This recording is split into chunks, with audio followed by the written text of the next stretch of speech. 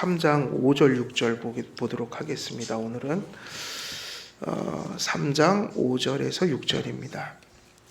우리 같이 읽도록 하겠습니다. 5절과 6절 함께 읽겠습니다. 시작. 너희가 그것을 먹는 날에는 너희 눈이 밝아져 하나님과 같이 되어 선악을 알 줄 하나님이 아심이니라. 여자가 그 나무를 본즉 먹음직도 하고 보암직도 하고 지혜롭게 할 만큼 탐스럽기도 한 나무인지라. 여자가 그 열매를 따먹고 자기와 함께 있는 남편에게도 주매 그도 먹은지라. 아멘. 예, 오늘 5절 6절을 함께 보는데요. 우리가 그 6절 이전의 구절들은 6절 이전의 구절들은 시험의 과정 속에서 하와가 어떻게 마귀의 덫에 걸려 들어갔는지의 과정을 설명하고 있다면, 그래서 우리가 이 본문이 짧지만 되게 중요한 이유는 이 짧은 구절들 속에 3장의 그 유혹의 과정 속에 마귀의 본질이 다 나오는 거죠. 그러니까 우리가 지금 마귀론은 대부분 어떻게 가죠? 성경에 근거한 마귀론이 아니라 대부분은 이렇게 우리가 현상을 가지고 얘기하는.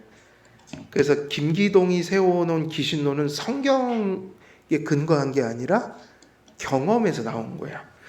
그래서 처음에 김기동이가 이단이 될 때 어떻게 됐냐면 귀신을 쫓는 경험이 시작된 거예요. 그런 걸 경험한 거죠. 그런 어떤 신비 체험을 한 거야. 그러니까 성경에서 나온 게 아니라 김기동의 경험. 근데 우리는 그렇게 접근하면 안 되고요. 똑같아요. 하나님을 말씀에서 보듯이 무엇도 무엇을 통해서 인식해야 됩니까? 마귀도요. 마귀의 본성, 마귀가 어떻게 사람을 유혹하는지, 이 본문은 이 교과서와 같은 거야. 무엇에 대한 교과서냐? 마귀론. 마귀는 저런 존재구나. 사람을 저렇게 허물어뜨리는구나. 그래서 그 6절 이전의 구절들의 시험의 과정 속에서 하와가 유혹받는 내용들이 들어있다면, 오늘 6절은 하와의 심경 속에 일어난 그 미혹과 유혹의 그것에 걸려들었을 때, 그걸 수용할 때 나타나는 결과들을 다루고 있는 거예요. 결국 마귀에게 유혹을 받아 마귀에게 굴복해버리면 우리가 하나님에 대한 시선을 잃고 하나님에 대한 믿음을 상실해버리면 결국은 그 결과는 무엇일까요? 라고 하면 그 결과는 뭐였어요? 믿음이 상실되면, 하나님은, 그러니까 여기서는 은혜 언약의 믿음과는 다르지만 신앙의 요소가 있는 거잖아요. 하나님을 의지해서 살라는 건 변함이 없는 거예요. 그런데 하나님을 신뢰하고 그분을 신실한 분으로 신뢰하니까 그럴 때 나오는 게 뭐이겠어요? 하나님을 믿을 만한 분이라고 여기는 사람에게 나오는 심성이 뭐겠어요? 하나님을 의지하는 마음인 거잖아요. 그러니까는 하나님을 의지해서 살아야 되는데 그렇게 살지 않으면 결국 그게 뭐냐면 거기서 나오는 하나님에 대한 신뢰와 의지하는 마음이 사라질 때 나오는 게 뭐냐면 불순종이에요. 그러니까 아담의 입장에서 보면 그게 이제 그 행위 언약이라는 틀 속에서 어떻게 죄가 없던, 그리고 하나님의 형상이 충만했던 아담과 하와가 불순종하는 그 일을 나타내게 됐는가? 그러면 이유는 뭐죠? 죄가 있든 없든 주님을 바라보지 않고 신뢰하지 않고 의지하지 않는 순간에, 그걸 우리는 비유로 하면 주님을 붙들었던 손을 어떻게 하는 거예요? 놓는 거죠. 그분을 바라봤던 눈을 돌리는 거예요. 그럴 때 나오는 게 뭘까요? 항상 이거는 결과예요. 항상 하나님에 대한 나의 그 태도가 망가질 때 나오는 결과가 뭐냐면 순종인 거예요. 불순종이냐? 순종이냐? 성화의 측면에서 보면 성도님들도 똑같잖아요. 이게 우리가 순종을 잘할 때는 뭐가 충만할 때예요? 믿음이 충만할 때잖아요. 그러니까 하나님이 믿어질수록 순종은 자연스럽고, 근데 우리가 어느 순간에 불순종할 때가 있잖아요. 그럼 그 상태가 뭐인 거예요? 하나님을 전적으로 우리들이 버리진 않아도 어떤 영역에서의 하나님을 인정하지 않는 순간들이 있다고요. 그때 뭐를 하는 거예요? 불순종을 하죠.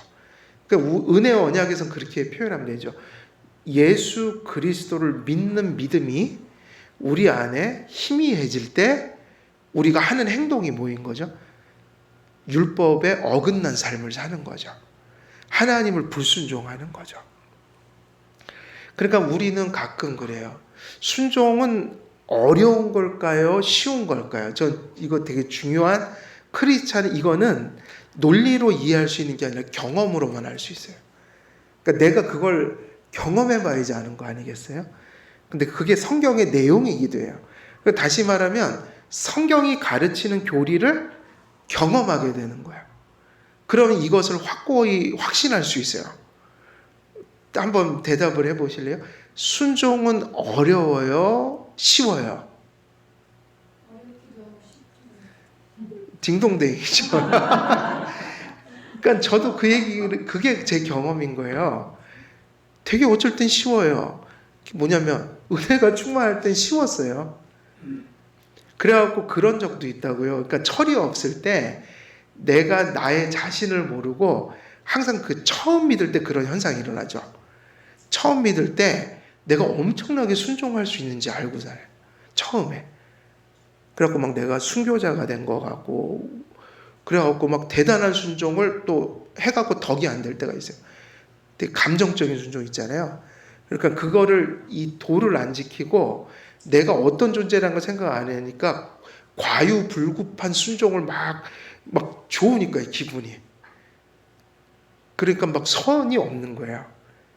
그럴 때 조심도 해야 돼요. 그때 어떤 되게 무모한 짓을 한다고요. 하나님 바라시질 않는데 막 사랑이 들끓으니까 하나님이 시키지도 않은 짓을 막 하는 거예요. 그래갖고 처음 믿은 사람이 교만해져요. 그래서 저도 처음에 예수님 믿고 신학교 갈 때는 맨날 기도가 그런 기도예요. 뭐 무슬림이 있는 곳에 가서 내 목숨을 드리겠습니다. 이런 기도를 함부로 막 했어요. 왜? 첫사랑이라는 게 그래요. 그리고 프란체스코 같은 영화 보면 내가 프란체스코가처럼 됐다는 생각도 하고, 딱 제가 예수님 회심하고 6개월 만에 그게 깨졌어요. 내가 다시 나 속에 여죄가 있구나. 근데 그 전까지는 무모한 짓을 많이 해요. 그래갖고 그때 이제 우리나라는 가짜 목사들이 많이 나왔어요. 소명 안 받았는데 뜨거우니까 제가 저를 드리겠습니다. 그리고 하나님이 가란 소리도 안 했는데 자기가 가라고 그랬다는 거예요. 하나님이요. 막 가서 하는데 이제 시간이 조금 지나면 이제 이게 안 돼요. 잘못 간 사람도 많아요, 사실. 교회에서 조금 뜨거우면 다 신학교 보냈거든요. 그러면 정말 안 돼요. 저는 오히려 반대로 좀 식은 다음에 가라. 그때도 진짜 그게 변함없으면 가라. 근데 가짜일 확률이 높단 말이에요. 옛날에 온누리 교회에서 애들이 그 목요 찬양 집회하면 벌떼들처럼 그 앞에 모슬림을 위해서 순교할 사람 나오세요. 그러면 애들이 막 나와요. 거의 절반은 나가요. 얼마나 그게 잘못된 건지 몰라요. 그리고 한 번은 그런 적도 있어요. 또 북한 선교하는 선교사님이 오셔서 북한을 위해 목숨을 버릴 사람 나오세요. 그러니까는 이 얘기가 또 되게 위험하세요. 부모님한테도 얘기하지 말고 갑시다 이러는 거야. 가정에 몹쓸 짓한 일이 많았다고요. 근데 그거 다 그렇게 하면 안 돼요. 주님 그런 식으로 소명 안 주셔요. 오늘 뭐 찬양 집회 왔다가 다들 뜨겁죠. 뭐 그 뜨거움으로 뭐는 못 하겠어요? 근데도 중요한 건 걔네들이 딱 발길을 돌려가고 학교 가서부터 참 안 되는 거예요. 그러면 그게 무슨 얘기인가? 우리가 믿음이 깨어 있거나 우리가 하나님에 대한 은혜가 충만해지면 사실은 과잉 충성할 정도로 순종은 막 저절로 되는 거예요. 그래서 이제 그 은혜가 진짜여야 하는데 교회가 그 은혜를 인위적으로 자꾸 만드는 경우도 있었죠. 그래서 한국에는 뭐가 있어요? 문화가 있잖아요. 부흥회 문화. 우리 같은 사경회가 아니라 부흥회. 사람을 막 뒤집어 놓으려고 하는 거. 약간 제정신을 빼놓는 거야. 근데 그게 되게 위험한 거예요. 인격적으로 순종이 돼야 돼요. 믿음이 깨어나서 그리고 그 인격적인 하나님의 은혜가 인식되고 내 안에 정말 하나님을 향한 사랑이 어떤 순종의 모습으로 나타나야 되는데 어찌됐든 이 은혜가 있잖아요. 이 은혜가 내 가슴에 들어오면 말씀을 듣다가 기도하다가 생활 속에서 하나님께서 내 믿음을 충만케 해주시면 그때 내가 경험하는 순종은 어려운 순종이 아니에요. 왜냐하면 순종 자체가 인간에게서 나오는 게 아니라 원래 믿음이 낳는 게 순종이거든요. 그러니까 믿음이 깨어나면 순종은 자연적으로 나오는 거예요. 그러니까 내가 지금 믿음의 상태가 좋은데 불순종했다라는 건 말이 되나요? 안 되나요? 그게 이율배반적인 얘기예요. 그래서 예수님이 너의 열매로 그 나무를 안다고 그랬잖아요.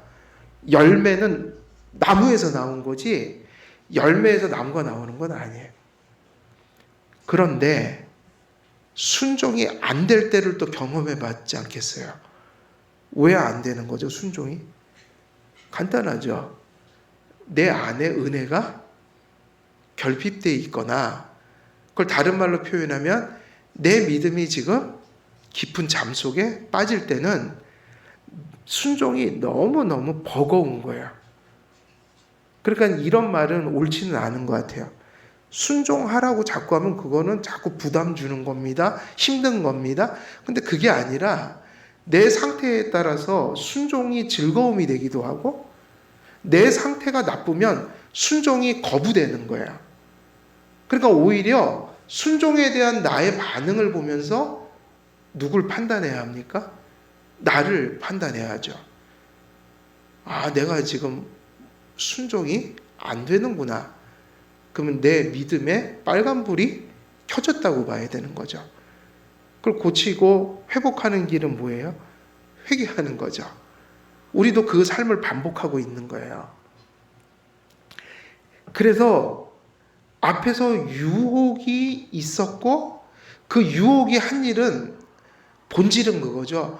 누구에 대한 의지함과 신뢰를 깨버린 거예요. 하나님이요. 그러면 당연히 나오는 결과는 뭐인 거죠? 불순종이죠. 그게 선악과를 따먹는 행동이었어요. 하와가 하나님께서 명령하신 바와 다른 이야기를 들으면서도 그것을 대적하거나 물리치지 않는 태도로부터 타락의 전조가 나타난다고 할 수 있습니다. 박윤선 박사는 하와의 이러한 태도가 이미 죄악이었다고 말합니다. 그러니까 이미 죄악은 선악과를 따먹을 때 시작된 게 아니에요. 그거는 그냥 결과일 뿐이에요. 이미 싹이 나고 잎이 나고 뭔가 나무가 이렇게 자라가면서 이미 꽃이 펴갖고 마지막 딱 터진 게 열매인 거죠. 그러니까 우리가 신앙생활을 한다는 것은 우리 생활 속에 나를 성찰하고 그러니까 어디 앞에서 늘 나를 비춰야 됩니까? 그래서 되게 중요한 게 다윗이 그 말씀을 한 거를 항상 염두에 둘 필요가 있어요. 하나님의 율법을 가지고 그렇게 얘기했죠. 여호와의 말씀은 여호와의 율법은 내 발에 뭐라고 그랬어요? 등이요. 그리고 뭐라고 그랬죠? 내 길에 비치니라. 그 얘기가 바로 뭡니까? 말씀으로 항상 비추고 가야 돼요. 우리에게 말씀은 뭐냐면 복음과 율법이에요. 율법도 봐야 되고 복음도 봐야 되고 복음, 내가 하나님의 은혜를 바라보고 있는가? 내가 은혜가 받았다면 그러면 어떻게 살 것인가? 율법을 통해서 계속 배워야 돼요. 그래서 구원받고 은혜 받아서 그런 구원받은 자들에게 이렇게 사는 것이 은혜 받은 자의 삶이야 가르쳐 주는 게 뭐인 거예요? 여호와의 율법인데, 은혜가 충만하면 다윗이 그 얘기했잖아요. 주의 법이 내 입에 뭐와 같다고 그랬죠? 은혜 받았을 때 꿀송이 같습니다. 여러분, 은혜를 받으면 주님의 계명을 지키는 게 제일 기쁜 거예요. 엄청 기뻐요. 저는 은혜를 딱 받고 나서 그때 신학교를 가는데 되게 상황이 안 좋았는데 그때 하나도 힘들지는 않았어요. 그냥 그건 당연히 가야 될 길이라고 생각했고 어마어마한 일들이 벌어졌어요. 그 이후에. 근데 하나도 안 힘들었어요. 그리고 그거는 조금 더 내가 그 어려움 때문에 이걸 뭐 멈춰야지 그런 생각 해본 적이 없어요. 그때 제 나이가 19살이었고 20살 때 신학교 갔으니까. 근데 목사가 되고 나서 살아보니 그거 아무것도 하는 일 같고 끙끙대고 아파하고 지금은 그런 모습이에요. 차이가 뭔 거죠? 간단해요. 은혜가 있으면 여호와의 계명을 지키는 게 어떤 마음이에요? 즐거웠고, 그러니까 오히려 죄를 짓는 것은 못 견디는 일이 되고, 그런데 은혜가 고갈되면 뭐가 너무 힘든 거예요? 계명을 지키는 게, 그러니까 똑같은 상황인데 말이 달라지는 거죠. 예를 들면 다윗 같으면 은혜가 충만할 때는 주님의 계명을 지키는 거는 내 마음에 꿀송이처럼 답니다. 이게 기쁩니다.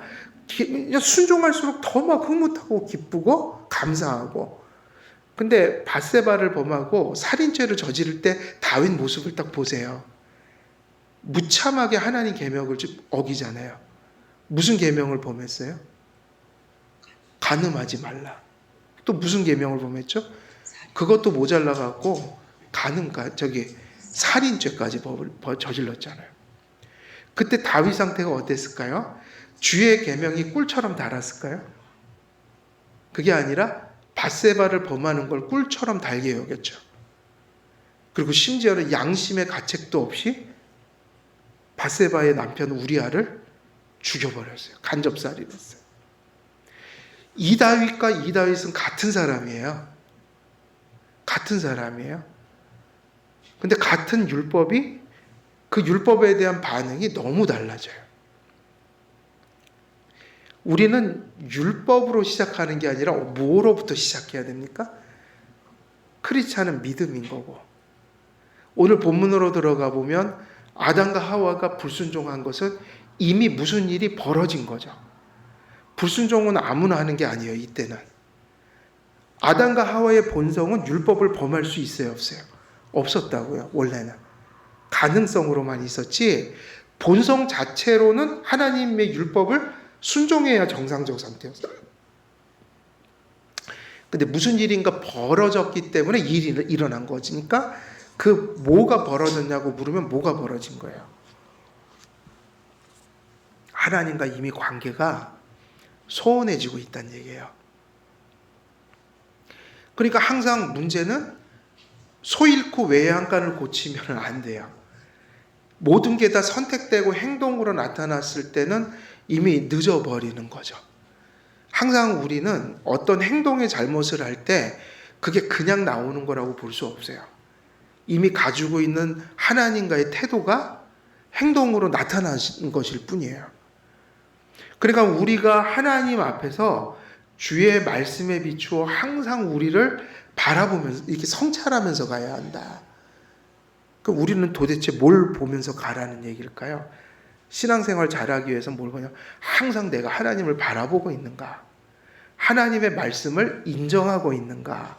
그 말씀을 신뢰하고 있는가? 그것이 이미 깨져갔던 거예요. 그게 깨지니까 뭘 먹어요? 선악과를 따먹게 되는 거죠. 그러니까 죄는 언제나 우발적으로 일하고 보긴 힘들어요. 있는 마음이 나오는 거지 없는 게 갑자기 나오는 거는 아니다. 그러면 이미 어떤 사람이 범죄할 때 이미 긴 시간 동안 뭔가가 허물어져 갔다는 얘기예요. 선행도 마찬가지죠. 갑자기 선행을 하는 게 아니라 하나님 앞에서 바른 관계를 맺고 은혜가 이렇게 채워진 마음이 어느 순간에 선행을 할 수 있는 거죠. 요번에 지금 자꾸 사람들 죽이고 이런 묻지마 살인 같은 거, 우리 그걸 되게 중요시 여겨야 돼요. 갑자기 저런 일이 일어났어? 저 나쁜 놈? 이게 아니라 쟤네들이 왜 저렇게 됐을까 생각을 해야 돼요.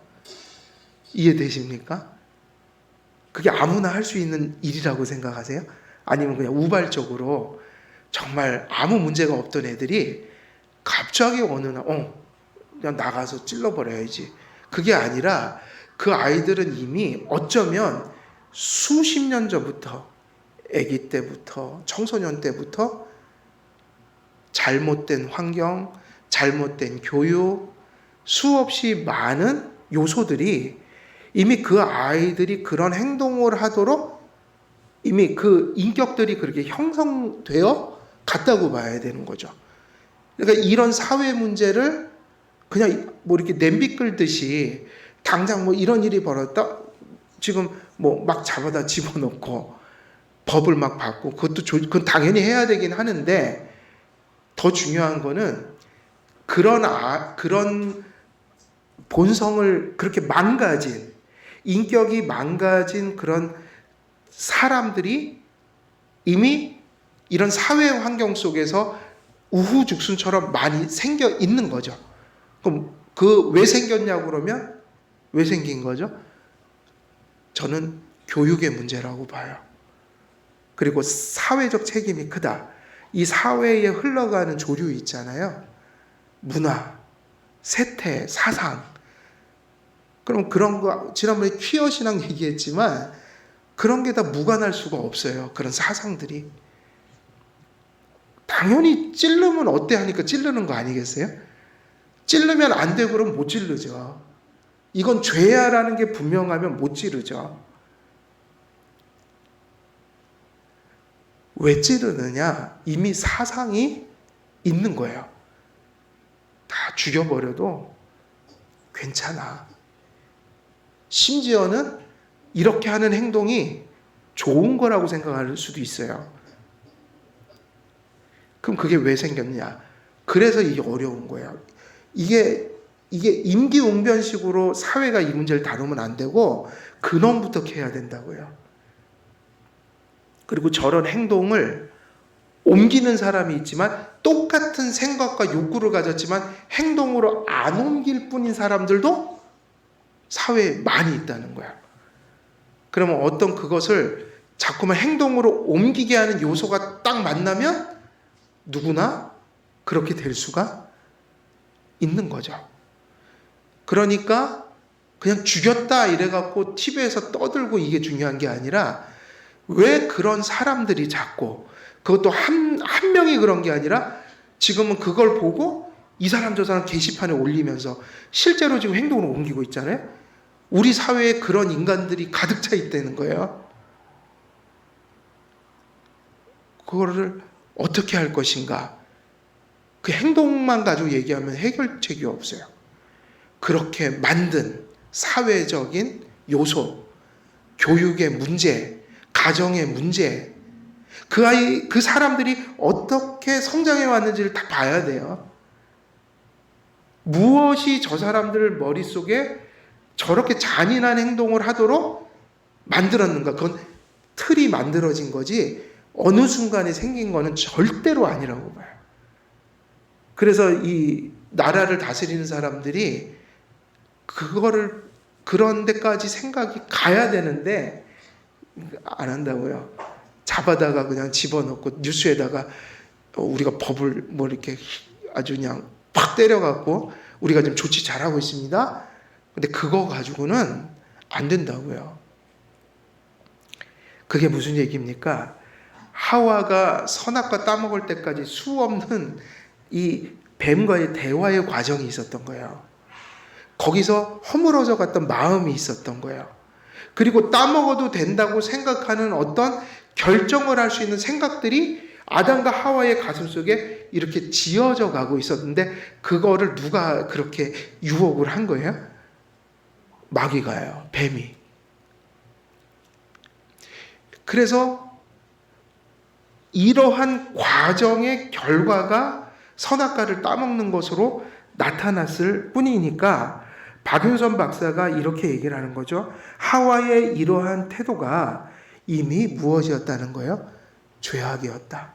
선악과를 딱 따먹을 때 죄가 들어온 게 아니라 이미 하와는 허물어져 가고 있었고, 이미 허물어졌기 때문에 뭘 따먹었던 거예요? 선악과요. 그러니까 선악과를 따먹는 것 이전에 뭐가 있는 거죠? 선악과를 따먹겠다는 의지와 마음이 생겼잖아요. 그게 이미 오염이 시작됐다는 거예요. 하와는 사단에게 미혹된 것이 틀림없습니다. 마귀의 말에 귀를 기울이고 한편으로는 하나님의 말씀을 떠남으로, 한편으로 마귀의 말을 마음에 수용하기 시작하면서 그녀의 마음속에 일어난 어두운 변화는 그녀의 행동으로 나타나기 시작했습니다. 그래서 칼빈의 표현대로 한다면 이렇게 얘기를 해요. 칼빈은 또 이렇게 얘기했어요. 마귀에게 미혹되는 과정에서 하와의 마음은 정욕의 도구로 감염되었고, 그래서 칼빈도 박윤선 박사하고 똑같이 행동이 그것도 결정적인 거지만 이미 죄는 안에서 시작된 거예요. 그녀의 마음이 마귀가 주입한 도구로 감염되었다는 증거가 6절에 묘사된 하와의 행동에서 감지됩니다. 그녀의 마음이 이미 하나님을 떠났고 마귀에게 기울어져 있었기에 그녀의 시선은 금지된 선악과를 향하기 시작합니다. 그러므로 6절은 이렇게 기록합니다. 여자가 그 나무를 본즉, 그래서 여자가 뭘 보아요? 이게 이런 표현은 너무 중요해요. 이게 다 죄를 지은, 이미 죄 속에, 우리가 그 얘기를 하잖아요. 우리가 유혹에 빠졌다, 죄에 빠졌다. 그 얘기는 이미 뭐를 담그고 있는 거예요? 발을 담그고 있는 상태가 된 거예요. 또 마귀는 이런 모습이에요. 옛날에 그런 이단들하고 왜 옛날에는 그 물건을 이렇게 가지고 다니면서 팔았잖아요. 전자제품도. 저도 옛날에 컬러 학습 대백과사전 그러면 그 책을 그렇게 서점에서 안 사고 항상 그렇게 아저씨들이 여기다 메고 다녀요. 가방 들고 와서. 그럼 띵동 하면 문을 짱, 누구세요 하면 발을 탁 집어넣고 안녕하세요 그러면서 말하면 그 사람들은 못 당하니까 이미 몸이 들어와 있어요. 그래갖고 뭐 우리 어머니 속아갖고 무슨 문학 전집 이런 거를, 돈도 없는데 무지 맞았어요. 또 안 보니까 돈 없는데 사줬는데 너는 공부도 안 하냐 그러면서 먼지가 새하얗게 그냥, 제가 언제 사달라고 그랬어요? 왜 때려요? 그러면서 그랬는데, 중요한 게 이미 발을 담근 거야. 인간의 눈은 그 마음에 둔 것을 따라 어떻게 되기 마련이에요? 움직이기 시작한다. 그래서 우리가 하루를 살면서요, 우리가 하루 종일 뭘 바라보는지 마음으로도, 그리고 또 육신적으로도 그가 보통 그의 시선이 이렇게 집중되는 거 있잖아요. 그거를 좀 살필 필요가 있어요. 하나님을 바라보고, 그럼 하나님을 바라보면 우리의 눈도 아무거나 보지는 않을 거야. 그죠? 볼 거는 보고, 눈을 감아버릴 거면 감아버리고, 피할 것은 피하고, 시선을. 근데 그게 원칙인데, 우리의 시선은 지금 온통 어디에 가 있는가? 이제 좀 물을 필요가 있고, 요즘에 아이들은 거의 하루 종일 뭐에 가 있어요? 맨날 이거에 가 있는 거죠. 그것만 보는 거예요, 하루 종일. 하루 종일 스마트폰하고, 차라리 저기 밖에 나서 딱지치기 같은 게 좀 생겼으면 좋겠어요. 옛날에는 우리 그런 거 했는데 구슬치기, 딱지치기 얼마나 건전해요. 인간적이고. 예? 뭐 파괴하고 이런 게 어디 있어요. 그냥 구슬치기. 이게 다 없어졌더라고요. 그런데 여자가 뭐라고 그러냐면 여자가 그 나무를 어떻게 했다고요? 본지요. 우리는 자꾸 선악과 따먹을 때 끝났다고 그러는데 아니에요. 여기서 끝난 거예요. 보기 시작해요. 왜 봐요? 하나님 저거 먹지 말라고 했는데 이러려고 보는 게 아니라 따먹으려고 보는 거죠. 인간의 눈은 무엇을 따라 계속 옮겨지기 나름이에요? 마음을 따라서.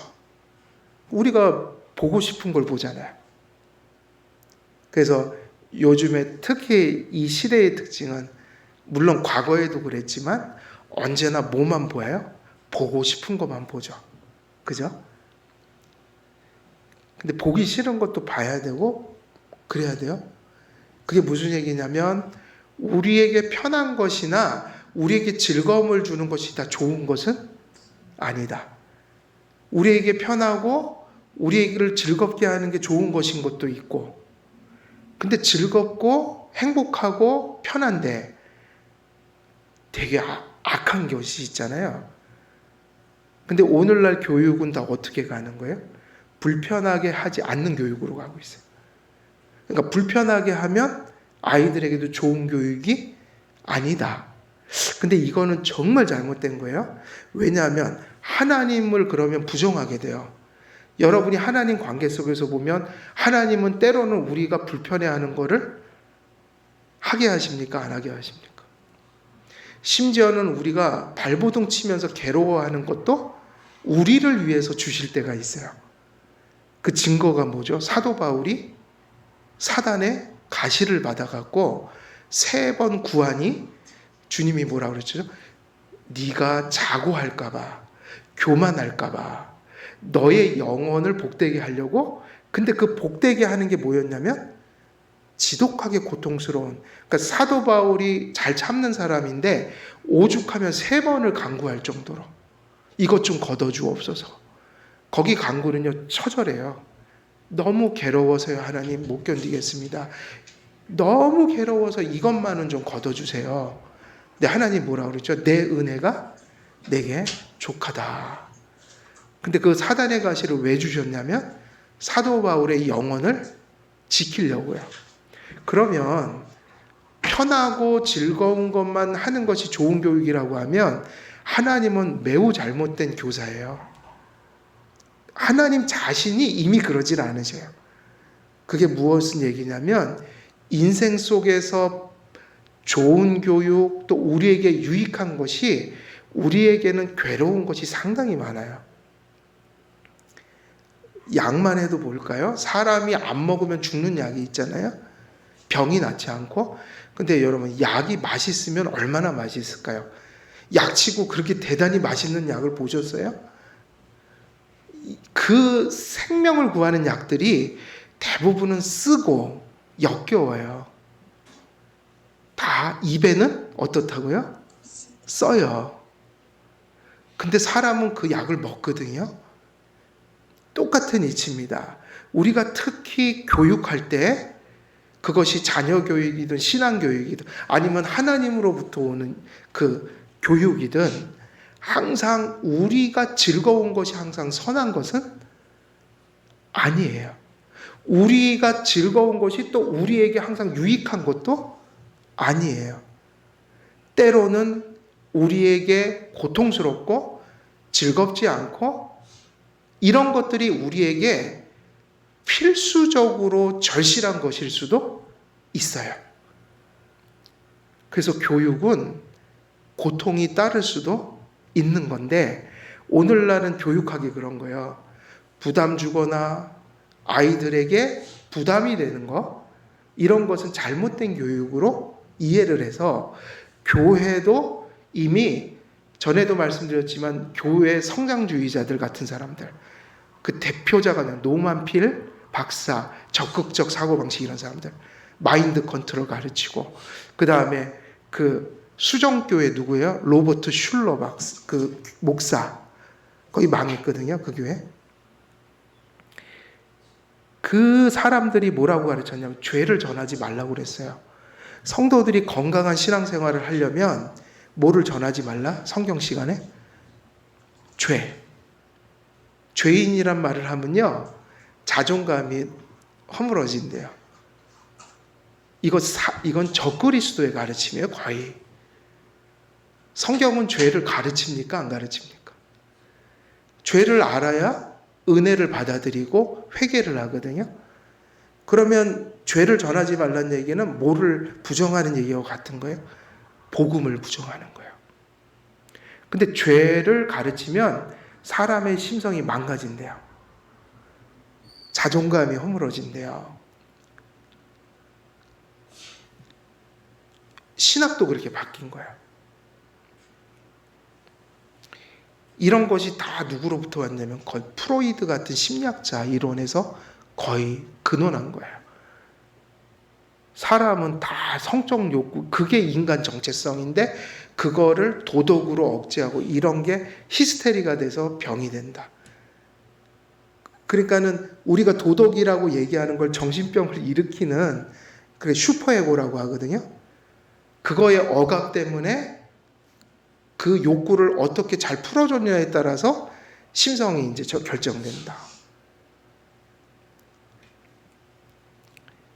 그래서 이전에도 선악과는 그 자리에 심겨져 있었고 하와는 동일한 것을 보면서 지금처럼 그것을 보지 않았습니다. 오히려 선악과를 금지된 과실로 여겨서 그 나무를 볼 때마다 하나님께서 그것을 먹으면 정령 죽으리라고 말씀하신 바대로 사실은 어떤 눈초리로 그것을 바라봤어야 돼요? 경계의 눈초리. 근데 경계의 눈초리라는 게 이게 어떤 행동이라면, 순종이라면 이 경계의 눈초리는 어디서 온다고 그러죠? 이게 항상 반복되고 있어요. 경계의 눈초리는 누구와의 관계가 똑바를 때 가능한 거예요? 다시 말해 하나님 말씀 믿을 때. 이걸 먹으면 죽고 안 먹으면 산다, 이걸 믿으면 그 선악과는 경계의 눈초리로 쳐다보는 것이었지만 이미 이걸 먹으면 정령 죽으리라를 이제는 안 믿는 거예요. 그러면 무슨 눈초리가 사라지겠어요? 선악과를 바라보면서 경계의 눈초리는 사라져요.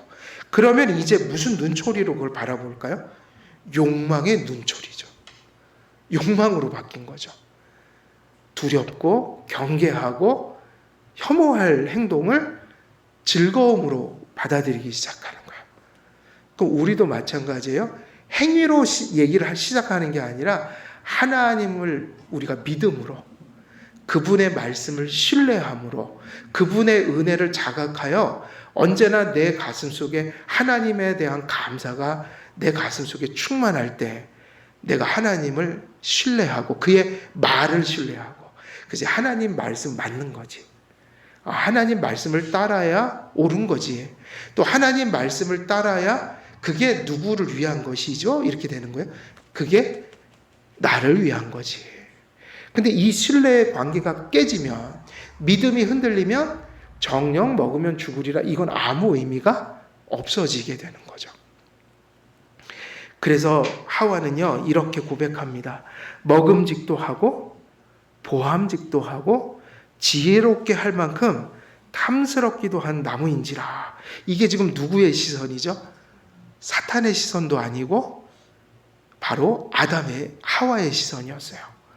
그러니까 이 마음의 변화가 얼마나 큰 거예요. 같은 사람인데 선악과 따먹으면 죽어라고 생각했던 존존의 모습은 사라지고, 야, 저거 먹음직하다, 보기에도 너무 좋다, 저거 먹으면 지혜로워질 것 같아.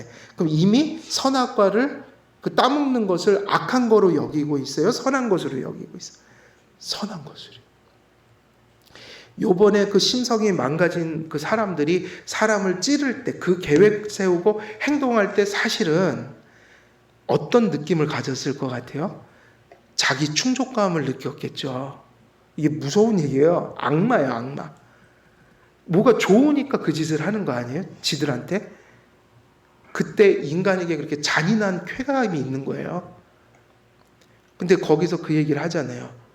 그 찌르는 그 모습을 보니까 게임을 재현한 것 같다. 우리 게임할 때 한 명 죽이면 10점, 100점 올라가죠?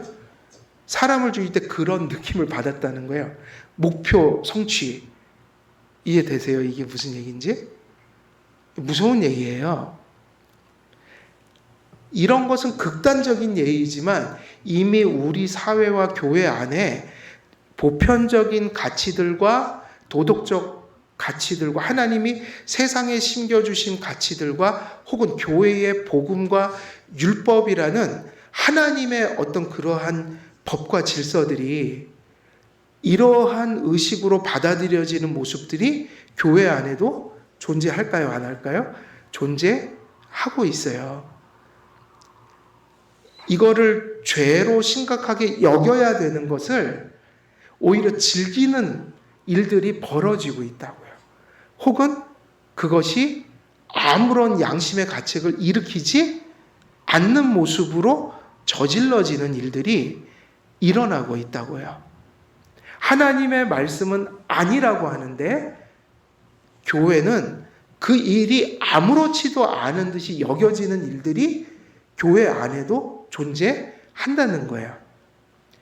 그리고 하나님의 말씀이 옳은데 그것을 이야기하고 듣고 순종하려면 뭐가 따라오는 거예요? 나의 죄성도 있고 나의 욕구도 있고 사회적 풍속도 그렇게 흘러가니까 그렇게 살면 불편해지잖아요. 그러면 그 불편함이라는 게 악이 되고 그래서 결국은 현실적으로 살아가는 게 옳다. 이런 의식이 팽배해 있다고요, 사실은. 그러니까 작은 영역 속에서 이런 일들은 반복되고 있다고 봐야 돼요. 그래서 이 말씀은 되게 중요합니다.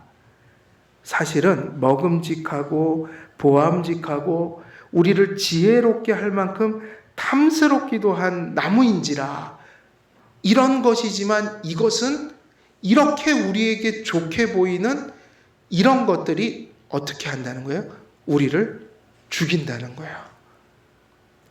인류를 죽이고 인류 안에서 그러니까 아담을 죽이고 아담 안에서 모든 인류를 죽게 만든 그 근원이 이런 거였어요. 먹음직한 거, 보암직한 거, 지혜롭게 할 것 같은 거. 요즘에 이제 진화론 같은 거 막 그러면 얼마나 지적으로 보여요. 그렇죠? 지적으로 보이잖아요. 창조 믿음 바보 같고. 근데 실제로 그런 게 있어요. 지성주의적인 교만함들이 있어서 그런 이론을 피면요. 참 그럴듯하기도 하고 뭔가 있는 것 같고 그리고 괜히 크리스찬들이 진화론자들 또 그 논리로 그걸 막 풀어가는 사람 앞에서 괜히 위축이 돼갖고 꼼짝도 못하고 그러는데 말도 안 되는 소리. 그걸 먹으면 죽는 거예요. 그런 사상을 먹으면 신앙이 파괴되는 거예요. 엄밀히 얘기하면 오늘날도 선악과가 많을 것 같아요. 적을 것 같아요. 그러니까 선악과는 이게 결국 하나님의 법을 어기는 거잖아요. 사실 율법 속에 다 있고 우리 생활 속에 수많은 그 생활 속에서 하나님 앞에 이런 일들이 하루에도 몇 번씩 직면되는 거예요. 저는 리얼하게 이 유혹을 당해본 적이 있어요. 언제 군에 갔을 때 행군을 하는데 행군을 하면 목이 막 말라요. 그래갖고 소금도 주고 이제 수통에 부르는데 수통은 이미 한 4분의 1 정도 가면 없어요. 물이. 근데 이제 목이 타들어가는 걸 경험하니까 미치겠더라고요. 못 견디겠어요. 근데 그때 밤에 새벽에 가니까 거기가 추풍령이에요. 그 추풍령곡에 노래 있죠. 거기에서 제가 군생활을 했는데 거기가 완전 시골이에요. 진짜. 황간 카페라는 데가 있는데 할머니 한 분이 마을에서 이렇게 마루에다가 몇 개 놓고 파는 가게가 딱 하나 있는 곳. 가게가 없어요. 거기는. 그래갖고 거기를 가는데 뭐가 나왔냐면 수박밭이 나온 거야. 와, 고참들이 그냥 지나가질 않죠. 물론 며칠 뒤에 대대에 이거 민원 들어와갖고 엄청 혼났어요, 그 사람들. 근데 수박을 다 막 깨먹더라고요. 근데 그게 왜 그렇게 먹고 싶어요? 와, 목이 타들어가는데 막 고참이 왜 안 쳐먹어? 그런데 이거 막 먹고 싶고, 근데 갑자기 그게 떠올라갖고 제가 막 힘들었어요. 이거야지 먹음직도 하고 보암직도인데 그 도둑질이잖아요. 그리고 이거 군인들이 그 정도 해놨어요. 그 봐서 얼마나 망쳐놓은 거예요, 사실은. 근데 가만히 생각하니까 왜 하필이면 그 말씀이 확 지나가요. 이게 선악과구나, 이게. 내가 이거 먹으면 선악과 따먹는 건데, 그 생각이 나갖고, 그래도 그때 지금보다 더 순수해갖고, 안 먹자 그러고 안 먹었는데, 그게 그렇게 스쳐 지나가더라고요. 근데 그게 틀린 게 아니에요, 사실. 그게 선악과죠. 도둑질 하지 말라고 그랬잖아요. 그게 선악과예요. 계명을 어기는 거라고요. 장난삼아 어길 수도 있는데 도저히 그때는 그게 말씀이 자꾸 떠올라가고 장난이 아니더라고요. 괴로웠어요, 사실은. 이 먹음직도 하고 보암직도 하고 지혜롭게 할 만큼 탐스럽기도 한 나무인지라. 요것은 되게 많은 우리에게 교훈을 줍니다. 이런 것이 전부가 아니라는 거야. 우리에게 먹음직하고 보암직하고 우리를 지혜롭게 할 만큼 대단하게 보여도 그것이 매우 악한 것일 수 있다. 그러니까 우리에게 좋은 것이 하나님에게도 좋은 것이 있지만 우리에게 괴로운 것이 하나님에게는 그러니까 하나님에게는 악한 거지만 우리에게 되게 좋은 것이 있다는 얘기예요. 그럴 때 우리가 조심해야 된다는 겁니다. 그러니까 모든 게 좋은 것은 아니다. 요걸 잘 분별하지 못하면 항상 우리는 어디서 넘어져 버리냐면 먹음직도 하고 보암직도 하고 지혜롭게 할 만큼 탐스럽기도 한 나무인지라. 더 나가면 우리는 매우 고통스럽고 불편한 것도 때로는 감수해야 되는 상황들이 존재한다는 거예요. 그것을 대가를 치러야만 하나님의 뜻이 이루어지는 그런 선한 것들도 사실은 세상에 많이 있다는 거예요. 그러니까 저는 그 얘기를 이 말씀 속에서 이제 정리를 하면 결국은 하나님을 쫓아간다는 일은 매우 분별력이 필요한 일이라는 거예요. 이게 너무 우리는 분간하기 힘든 시대 속에 살고 있고, 그리고 이 시대의 시대 정신이 그런 거예요. 먹음직하고 보암직하고 지혜롭게 할 만큼 보이면 그냥 먹는 거야, 이렇게 가르치는 시대예요. 지금은 그걸 살피는 게 아니라 그냥 먹으면 되는 거야. 이게 교육의 대세예요. 이런 시대 속에서 우리는 창세기 3장의 말씀을 주목할 필요가 있는 거죠. 오늘 시간 됐으니 여기까지 말씀을 전합니다. 그래서 6절 이전까지 9절들은 다 무슨 내용이라고 그랬죠? 유혹의 과정이었으니까 이미 여기서 다 허물어졌다고 봐야 돼요. 그게 나온 행동이 선악과를 따먹는 것이었다. 그래서 결국 행위는 무엇이 결정하냐면 순종과 불순종은 사실 우리가 선택할 수 있는 것이 아니라 그것의 결정은 하나님과의 관계 속에 있어요. 하나님을 바라보느냐, 붙드느냐, 그를 믿는 믿음 속에 거하느냐, 또 그를 신뢰하고 의지하는 그 믿음 속에 있느냐가 순종과 불순종을 낳게 하는 그 원인이 되는 것이고, 결국 나타난 현상은 이미 그것이 무너졌기 때문에 나오는 것이다.